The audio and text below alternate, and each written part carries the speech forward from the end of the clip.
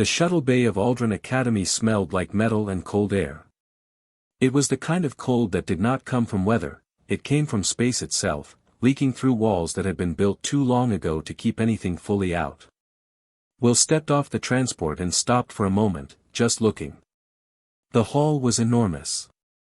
Bigger than anything he had seen back home. The ceiling stretched so high above him that the lights at the top looked like small stars. The floor was smooth gray stone, polished so well that he could see a blurry version of himself looking back up at him. Around him, cadets from dozens of worlds were pouring in through different gates, and the noise they made together was something between a crowd and a storm. Will picked up his bag, moved to the side of the hall, and found a bench near the back wall. He sat down. He did not pull out his phone or fidget or try to look confident. He just sat and watched. That was something he had always done.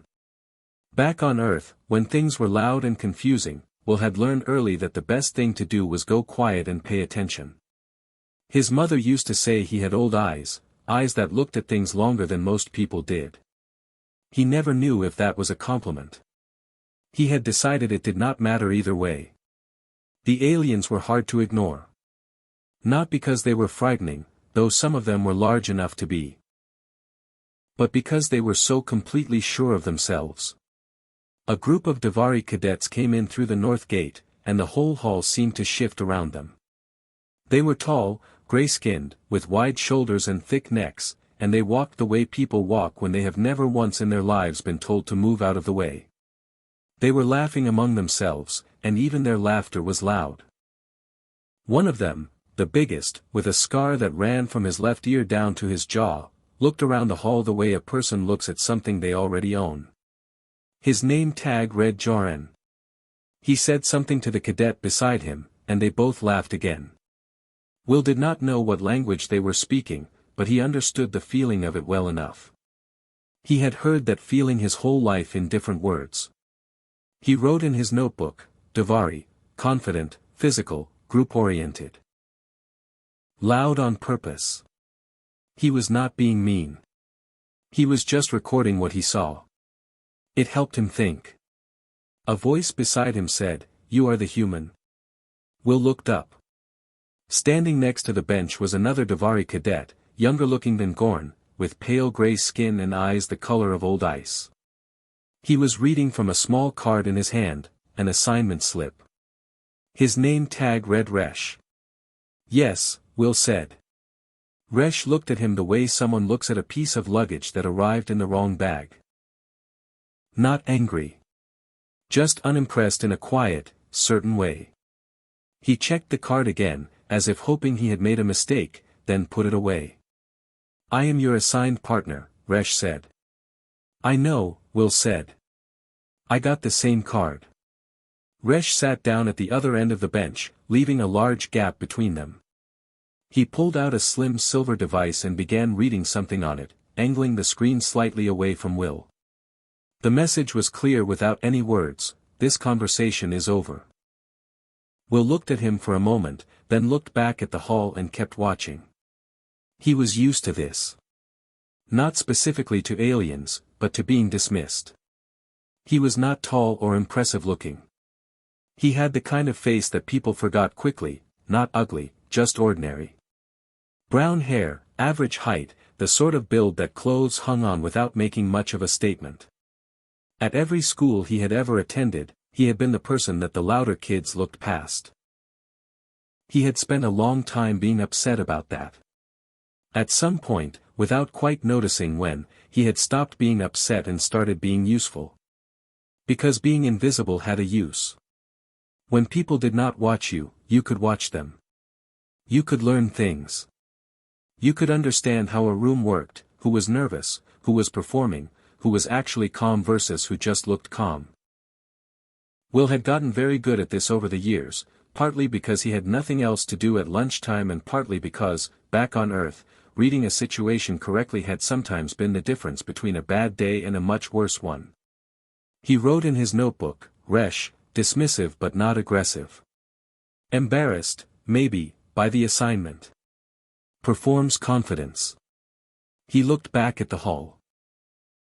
Near the central registration desk, a small group of human cadets were standing together, and Will felt the pull to go and join them, the simple animal comfort of being near your own kind. He stayed where he was. He had learned that comfort and information were often in different places, and information was more useful. A female cadet passed in front of him, human, with short red hair and a green academy jacket that was slightly too big for her. She was walking fast, head down, holding her assignment card in one hand and a crumpled map of the station in the other. She stopped, looked at the map, looked at the hall, looked at the map again, and made a frustrated sound. Then she folded it up badly and shoved it in her pocket and walked on as if none of that had happened. Will almost smiled. Her name tag read Iris. He wrote, Iris, practical, fast, easily frustrated by logistics. Probably fine in a crisis. Around the hall, the noise was building. Everyone was finding their partners, reading signs, arguing over bunk assignments. A Velhari cadet near the east wall was having a disagreement with a registration officer that involved a lot of sharp clicking sounds. 3 small Tauran cadets were running in a tight circle near the water station for reasons nobody seemed to know. Gorn and his group had claimed the best seats in the hall and were sitting with their arms crossed, watching everyone else with mild amusement. Will watched all of it. He filled 2 pages of his notebook before the welcome announcement came through the speakers. When the voice began, calm, deep, speaking in the Academy's shared language, the hall slowly went quiet. Will closed his notebook and put his pen away neatly. Resh glanced at him for the first time since sitting down. Just a glance, barely a second. Then he looked back at the speaker. Will did not notice. Or if he did not show it.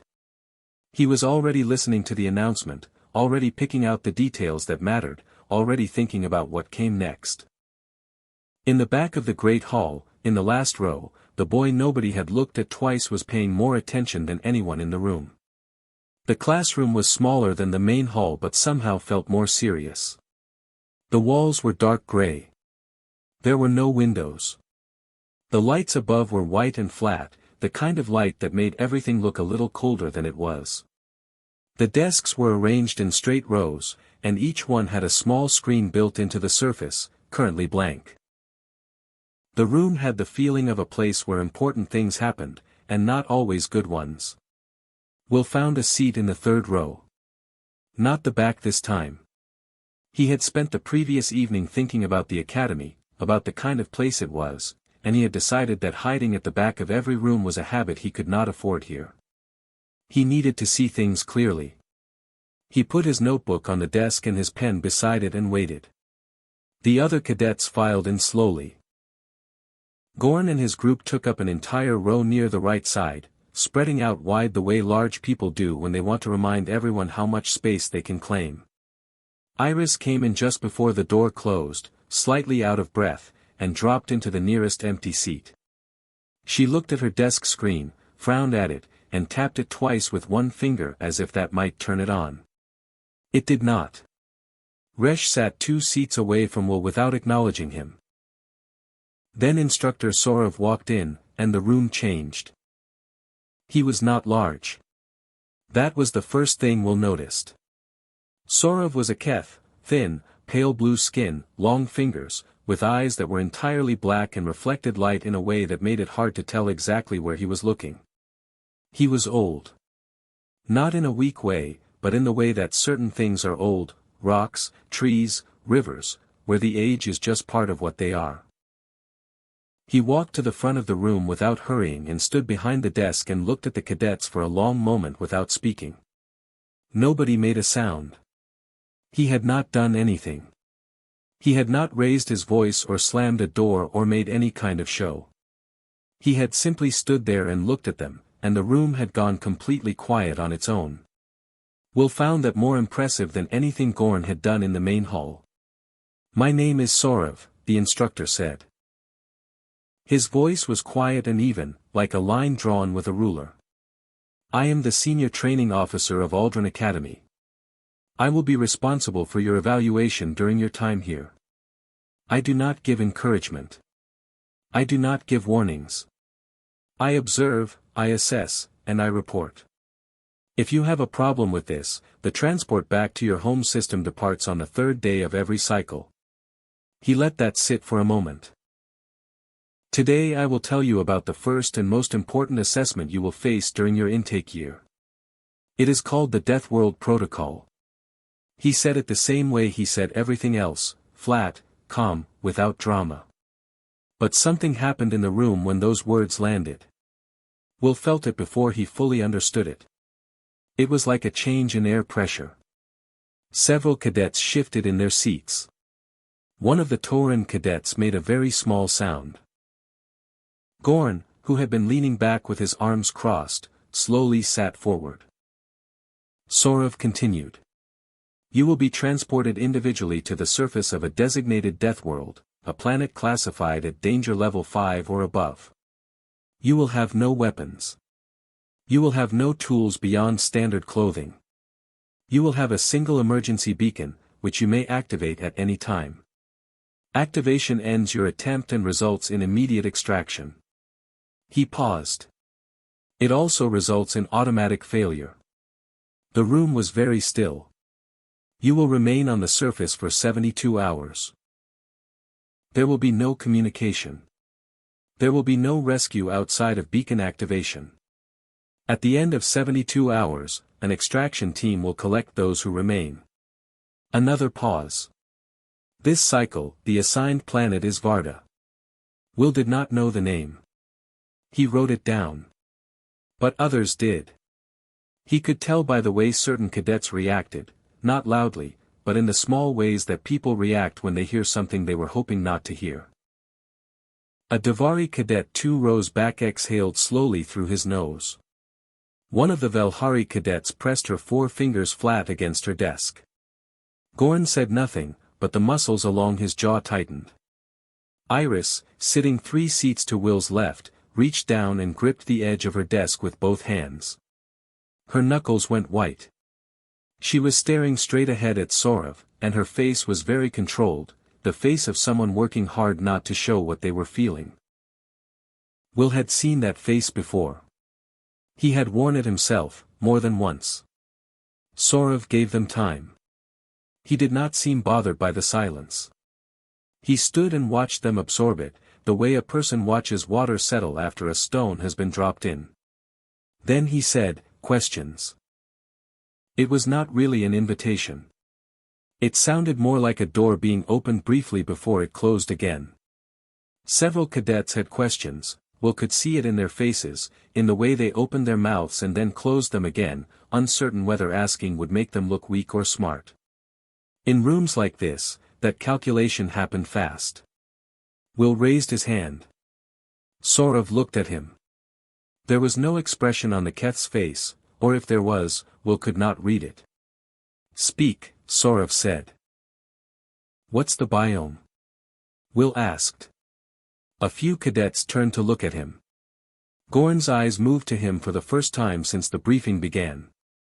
Resh glanced sideways at him with an expression that was halfway between confusion and something else Will could not quite name. Sorov looked at Will for a moment longer than felt comfortable. Temperate jungle transitional zone, he said. Seasonal flooding across approximately 40% of the landmass. 2 apex predator classifications. 17 additional species rated as significant threat. Will nodded and wrote it all down. Elevation range, he asked. Sea level to 1100 meters. Will wrote that too. He could feel the eyes on him. Not friendly eyes, not hostile ones, just confused ones. He understood the confusion. Most people in a room like this, hearing news like that, would be asking about survival rates or beacon reliability or whether the extraction team was fast. He was asking about flooding patterns and elevation. It probably looked strange. It was not strange. It was the only thing that made sense. You could not do anything about survival rates. You could not change the extraction team. But elevation and biome type told you about plant life, about animal behavior, about where water would collect and where the ground would be solid. Those things you could use. Sorav answered 2 more questions from other cadets, both about the beacon, both about extraction timing, and then closed the session. He picked up his notes from the desk and walked out without another word. The room broke into noise the moment the door closed. Cadets turned to each other, voices low and fast. The Velhari cadet was already pulling up information on her desk screen. Gorn was speaking to his group in their own language, and whatever he was saying was not light. Iris let go of the desk. She looked down at her hands for a second, then looked across the row at Will. He was still writing. He had covered most of the page already and was starting on a second one. She watched him for a moment. Then she looked back at the door Sorav had walked through, and her face did something complicated that she did not let anyone see for very long. Will finished his notes, capped his pen, and read back through what he had written. Temperate jungle transitional. Seasonal flooding. 1100 meters of elevation range. 2 apex predators. 17 additional threats. He was not calm because he was not afraid. He was calm because being afraid without information was a waste of energy, and he had learned, slowly, and sometimes painfully, that energy spent on fear before a problem was energy you did not have when the problem arrived. He closed the notebook. 72 hours.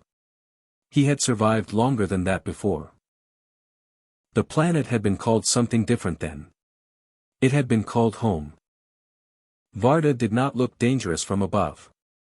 From the transport window, it looked almost beautiful. Green and dark blue, wrapped in slow white clouds, with rivers that caught the light and threw it back like broken glass. It looked like the kind of planet that showed up in travel pictures, the kind of place people said they would visit someday.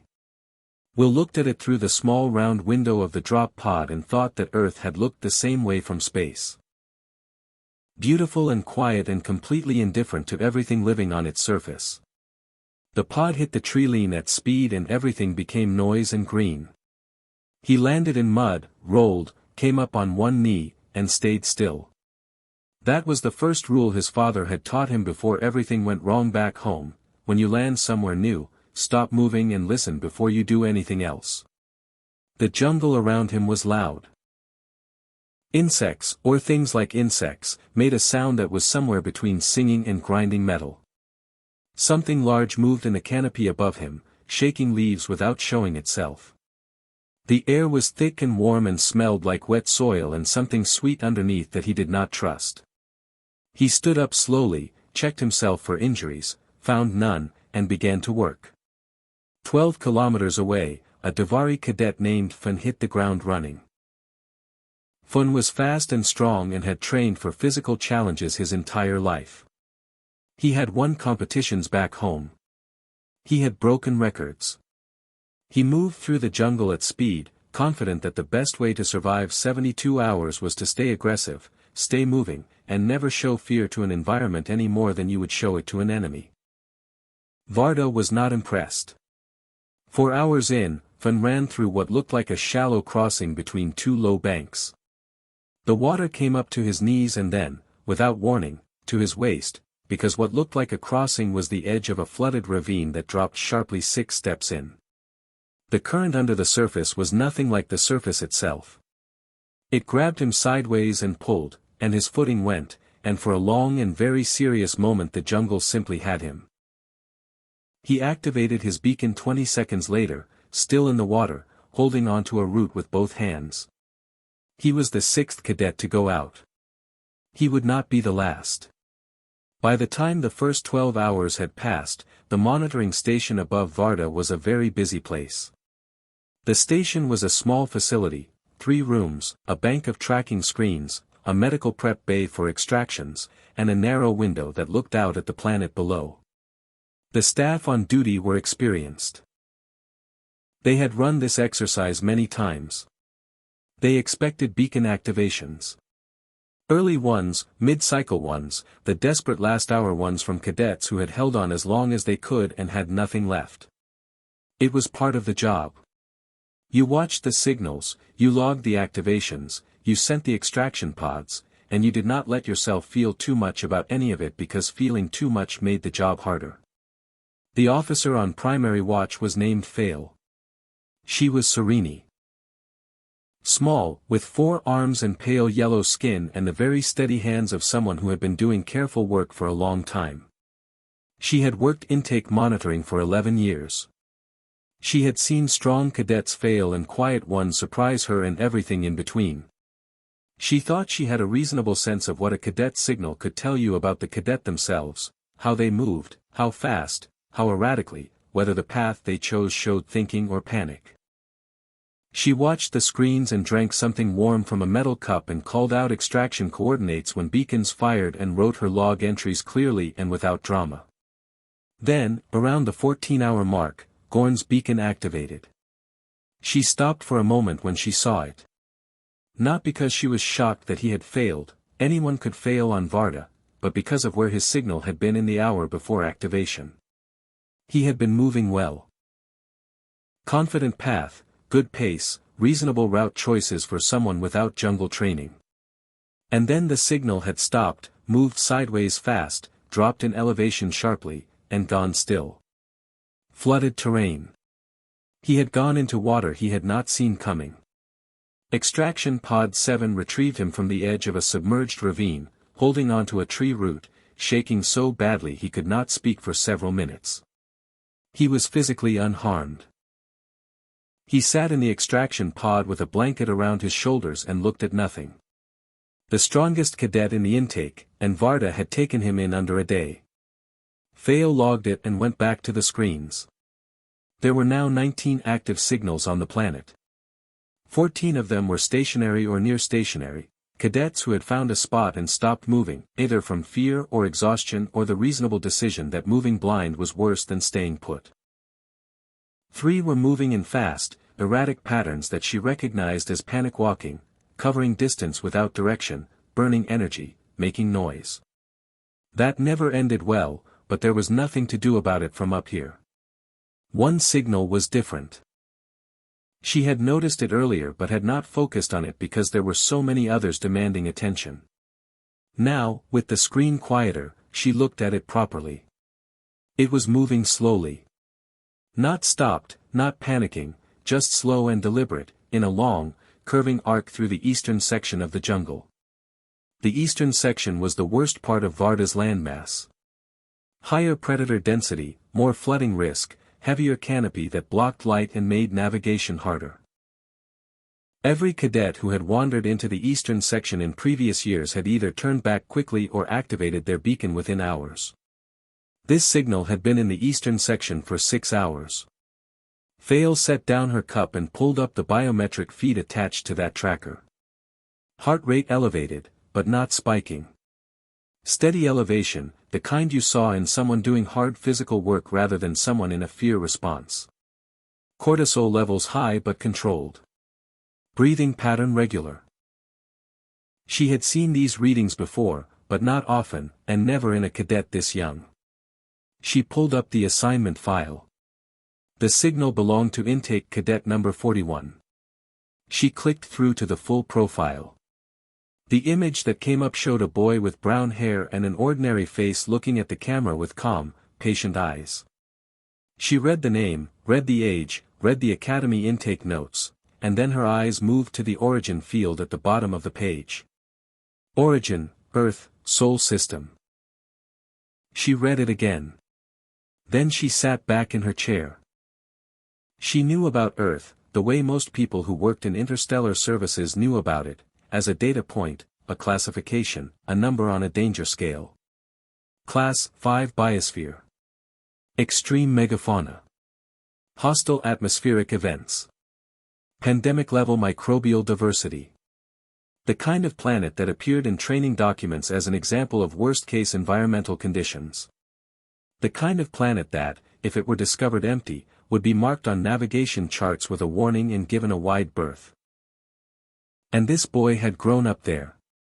She looked at the signal on the screen. Still moving. Still slow.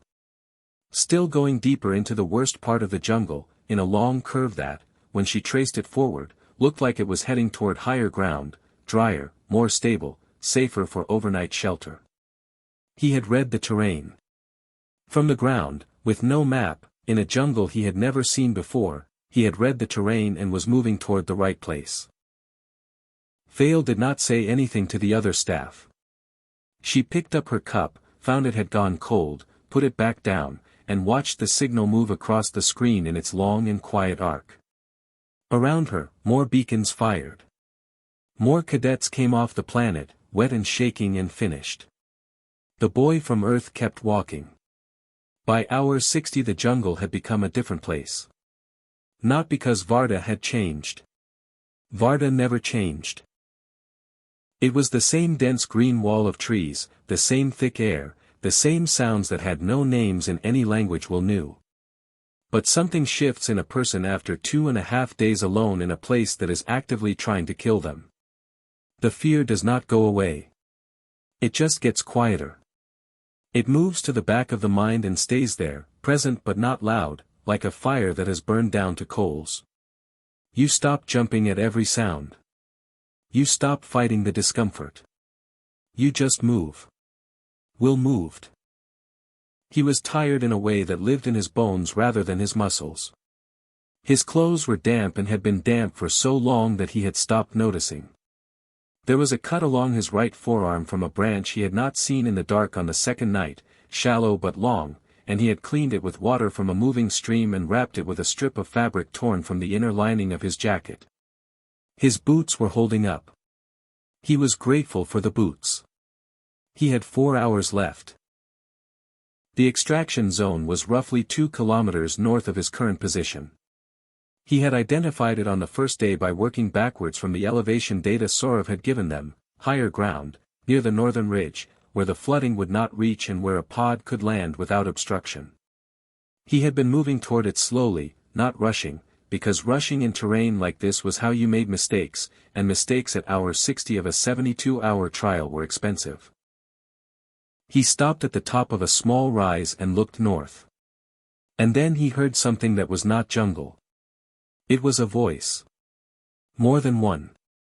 Coming from the east, lower down, near a section of the terrain he had avoided 2 days ago because the rock shelf there sat directly above a water channel that would flood in the rain, and it had rained hard on the second night. He stood still and listened. The voices were not calm. They were the voices of people who had been in one place for too long and were running out of ideas. He stood there for a moment. North was the extraction zone. North was the end of this, a hot meal and dry clothes and 72 hours of proof that he had done what he came here to do.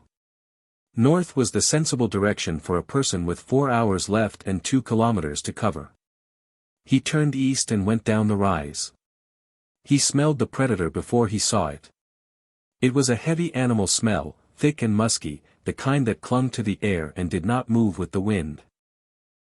He slowed down and dropped lower, moving through the undergrowth with careful steps, testing each footfall before putting his weight down. Through the trees he could see the rock shelf, a flat ledge of gray stone about 4 meters above the jungle floor, jutting out from a larger formation. On it, pressed back against the rock face, were 3 cadets. Resh, Iris, and a Davari cadet Will recognized from the intake hall. Broad shoulders, a dark green jacket, a name tag he could not read from this distance but remembered from the assignment board. Sir. Resh had a wound on his forearm, worse than Will's, wrapped badly with what looked like a torn sleeve. Iris was pressed close to him, one hand on his back, watching the ground below with eyes that had the specific focused look of someone who had moved past fear into something harder and quieter. Sorar was standing at the edge of the shelf, very still, staring down. Below them, circling in a slow and patient loop, was the predator. It was large. Low to the ground, 6-legged, with a broad flat head and eyes set wide apart for tracking movement. It was not rushing. It did not need to rush. It had clearly been there for a while, and it had the relaxed certainty of an animal that knew the situation was already resolved in its favor. All it had to do was wait. Will crouched behind a wide tree root and looked at the scene in thought. He looked at the predator. He looked at the canopy above it. 15 meters up, half hidden by leaves, was a large hanging nest, the kind built by the colony insects he had been hearing since day one, the ones that sounded like grinding metal.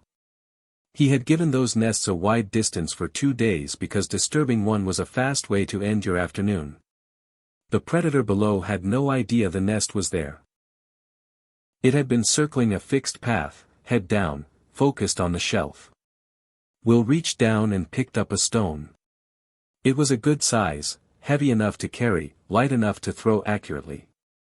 He stood up slowly from behind the root, measured the angle, pulled his arm back, and threw it hard at the nest 15 meters above the predator's head. The stone hit the nest dead center. What followed was immediate and extremely loud. The colony insects came out in a fast dark cloud, and the sound they made went from grinding to something much higher and angrier in about half a second. The predator's head snapped up, and for one moment it seemed confused, and then the cloud descended and confusion became something else entirely. The animal made a sound Will had not heard from it before, turned away from the shelf in a lurching run, and crashed into the undergrowth heading south, away from all of them, taking the noise with it. The jungle went quiet again. Will stepped out from behind the tree and looked up at the shelf. 3 faces were looking down at him. Iris's mouth was slightly open. Surar looked like a person who had just watched something happen that he did not have a category for. Resh was staring at Will with an expression that was very far from the one he had worn in the main hall on the first day. "There's a path down on the left side," Will said. "Take it slowly. Resh, let someone help you with that arm." Nobody argued. He led them north. He did not explain his route. There was not enough time for explanations and the jungle was not a classroom. He simply moved and they followed, and when he stopped they stopped, and when he changed direction they changed direction, and not one of them questioned it because the evidence of the last 10 minutes was sitting clearly in all of their minds. The terrain was hard. The flooding had changed some of the ground since he had last passed through this section, and twice he had to find a new line through areas that had been walkable 2 days ago and were not anymore. He found the new lines quickly, testing edges with his foot before committing, reading the water's direction, choosing higher ground where it existed and the least bad option where it did not. Resh was slow because of the arm. Will adjusted the pace without saying anything about it. Iris moved well. She was quiet and she paid attention and she stepped where he stepped without being told to. Once, on a narrow crossing above a flooded section, she reached back and steadied Surar without breaking her own stride. Will noticed this and said nothing, but he noted it. Surar said very little. He was a big cadet, physical and capable, and Will could see that the helplessness of the last several hours sat badly on him. But he moved when Will moved and he did not complain and that was enough. They walked for 4 hours through terrain that had broken better prepared cadets in under a day. With 11 minutes remaining on the protocol clock, Will saw the clearing through the trees. The extraction platform was there, a flat metal square set into the higher ground of the northern ridge, with 2 small lights blinking at its corners. It was the best thing he had seen in 3 days. He stopped at the tree lean and looked at the other 3. "Platform's clear," he said. "Go." Iris looked at him. "You first." "Go," he said again. Not unkindly. Just certain. She held his gaze for 1 more second, then turned and walked to the platform. Surar followed. Resh went last, moving carefully with his arm held close to his chest, and as he stepped onto the platform he turned and looked back at Will with the expression of someone who had a great deal to say and no idea how to begin saying it. Will waited until all 3 were on the platform. Then he walked across the clearing and stepped on last, with 9 minutes to spare, and did not look back at the jungle. The debrief room was small and plain. 1 table, 2 chairs, a light above that was slightly too bright for the size of the space. There was nothing on the walls. No screens, no decorations, no windows. Just gray panels and that flat white light and the kind of silence that felt like it had been there a long time before anyone walked in. Will sat down in the chair facing the door and put his hands on the table and waited. He had been given dry clothes, a hot meal, and 8 hours of sleep before anyone asked him anything. The clothes fit reasonably well. The meal had been something warm and thick that he could not identify but ate completely. The sleep had been immediate and total, the deep black sleep of a body that had been pushed to its limit and was not interested in dreaming. He felt better. Not completely recovered, his legs were still heavy and the cut on his forearm had been properly dressed but still pulled when he moved his arms certain ways. But his mind was clear, and that was the part that mattered most right now. Sorov came in without knocking, which made sense because it was his room. He sat down across from Will, placed a thin folder on the table between them, and looked at Will the same way he had looked at the cadets on the first day of briefing, steady, even, giving nothing away. He did not open the folder. He folded his long pale blue hands on top of it and was quiet for a moment. Then he said, "Were you afraid?" Will had expected questions about the route he had taken, or the decision to go east toward the other cadets instead of north toward the extraction zone, or the stone throw, or the navigation choices in the last 4 hours. He had been ready to explain all of those things in plain, practical terms. He had not expected that question first. He thought about it honestly, because it was an honest question and Sorov did not seem like someone who wanted any other kind of answer. "Yes," Will said. Sorov waited. "Not at the start," Will continued. "At the start it was just work. Reading the ground, finding shelter, staying away from the water channels. That part one knew how to do." He paused. "The second night was when I was afraid. It rained hard and the ground changed and something large was moving near my shelter for about 2 hours in the dark and I could not see it. That was when I was afraid." "What did you do?" Sorov asked. "Stayed still," Will said. "Kept my breathing slow. Waited." "And the fear?" Will looked at the table for a moment, then back at Sorov. "It was still there," he said. "I did not make it go away. I just did not let it make my decisions." He said it simply, without drama, the way you would explain something that was just obviously true. On Earth you learn that early. Everyone does. The planet does not wait for you to feel ready. You either keep going or you do not. The room was quiet. Sorov looked at him for a long moment. His black eyes reflected the overhead light in a way that made them look like still water. Whatever he was thinking did not reach his face. He was very good at that. But he was quiet for longer than he had been quiet at any point in the briefing sessions, and Will thought that probably meant something, though he could not be sure what. Sorov reached down and opened the folder. Inside was a single printed document, and on it Will could see the Academy seal. A circular mark that he had seen on the walls of the main hall and on the registration materials when he arrived. Sorov turned it around and pushed it gently across the table. It was a commendation. The highest one the Academy issued, as far as Will could tell from the formal language at the top. It listed his name, his intake number, his performance during the Deathworld protocol.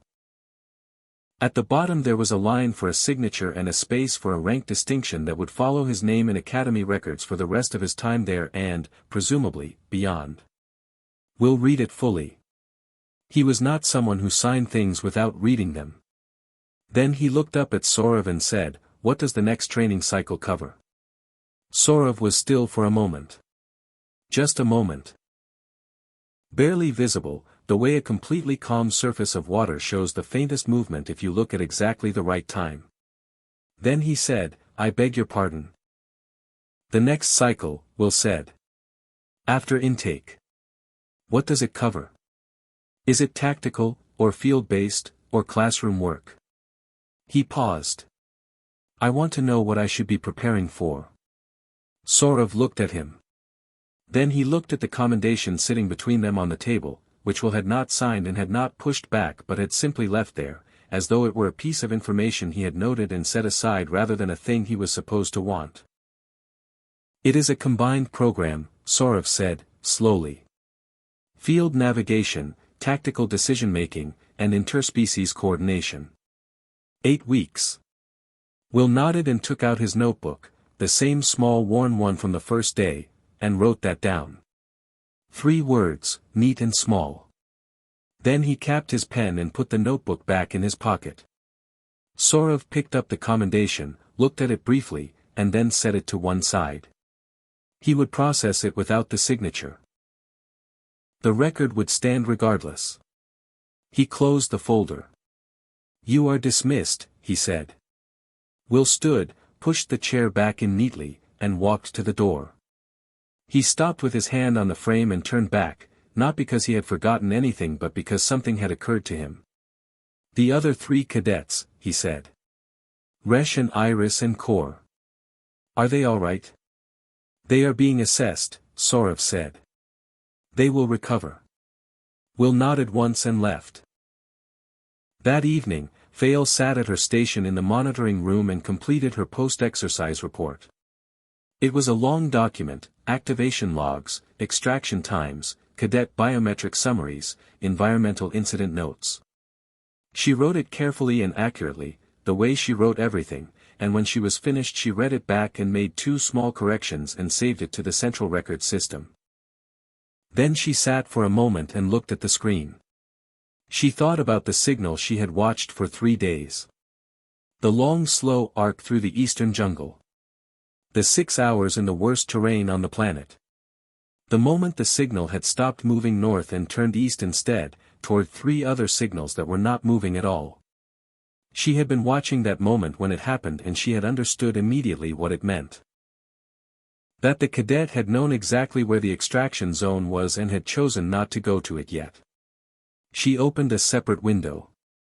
It was the Galactic Species Registry, a vast and very old database that catalogued every known intelligent species, their homeworlds, their biological classifications, and a set of standardized notes that had been written and updated over centuries of interstellar record keeping. She searched for Earth. The file came up quickly. She read through it. The danger classification, Class 5, which she already knew. The biological notes. The atmospheric data. And at the bottom, in the notes field that was meant for cultural and behavioral observations, a line that had been there for as long as anyone could remember, written by some surveyor a long time ago who had looked at the species from a safe distance and drawn what seemed at the time like a reasonable conclusion.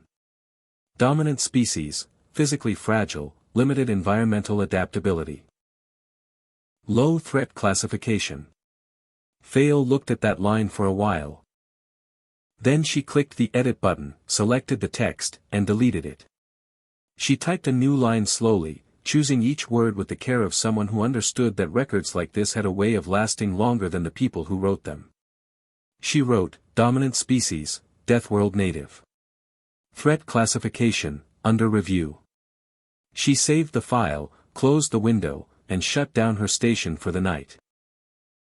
Outside the narrow window of the monitoring room, Varda turned slowly in the dark, green and quiet and indifferent, keeping its own counsel the way dangerous things always do. And somewhere on the station, in a small plain room with a worn notebook on the desk beside him, the boy from Earth was already reading about the next 8 weeks.